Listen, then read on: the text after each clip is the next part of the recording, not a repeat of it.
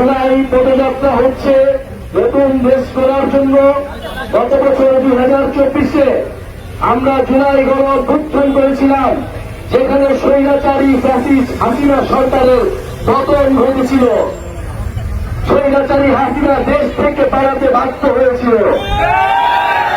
আমরা এখন লড়াই করছি দেশ গঠনের, নতুন বাংলাদেশ, যেখানে আর বৈষম্য থাকবে না, যেখানে আর ফ্যাসিবাদ থাকবে না, যেখানে কোন ধরনের অন্যায় চাঁদাবাজ সন্ত্রাস থাকবে না।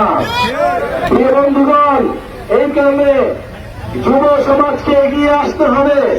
দেশের ছাত্র তরুণ যুবরা যতবার এগিয়ে এসেছে ততবার বাংলাদেশ বেঁচে গিয়েছে।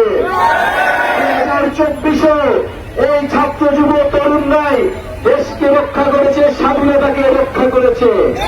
কিন্তু বন্ধুগণ, স্বাধীনতা অর্জনের চেয়ে স্বাধীনতা রক্ষা করা কঠিন। তাই আমাদের এইবারের স্বাধীনতা যাতে বেহাত না হয়, সেজন্য আমাদের সচেতন থাকতে হবে। এ কারণে এই জাতীয় নাগরিক পার্টি এনসিপি গঠিত হয়েছে। আজকে আমরা পীরগঞ্জে এসেছি, আমরা উত্তরবঙ্গে, আমরা রংপুরের বিভাগের প্রতিটি জেলায় যাচ্ছি। আমরা দেখেছি উত্তরবঙ্গ কিভাবে অবহেলিত রয়েছে, কিভাবে 54 বছরে উত্তরবঙ্গের জেলাগুলোতে আঞ্চলিক বৈষম্য করা হয়েছে। বন্ধুগণ, আমাদের দাবি খুবই কম, খুবই সুস্পষ্ট। আমরা ভাতের অধিকার চাই, আমরা কাজের অধিকার চাই, আমরা চিকিৎসা চাই, আমরা শিক্ষা চাই। আমরা অন্য কোন দেশের দালালি করব না। আমরা স্বাধীনভাবে মর্যাদা নিয়ে বাংলাদেশ রাষ্ট্রকে গঠন করব। প্রিয় বন্ধুগণ, আজকে আমরা কথা বলবো না।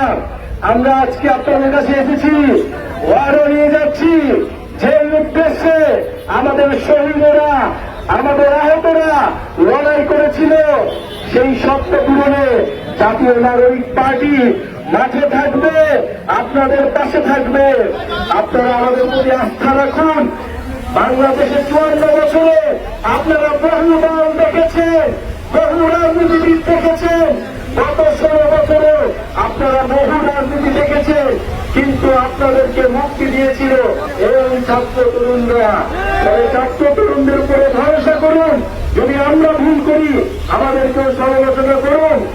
আমরা স্বৈরাচার এবং ফ্যাসিবাদের এই যে রাষ্ট্রটা হবে, সেটা পরিবর্তন করব। নতুন করে কাউকে স্বৈরাচার হতে দেব না, এটা আপনাদের কাছে আমাদের অঙ্গীকার।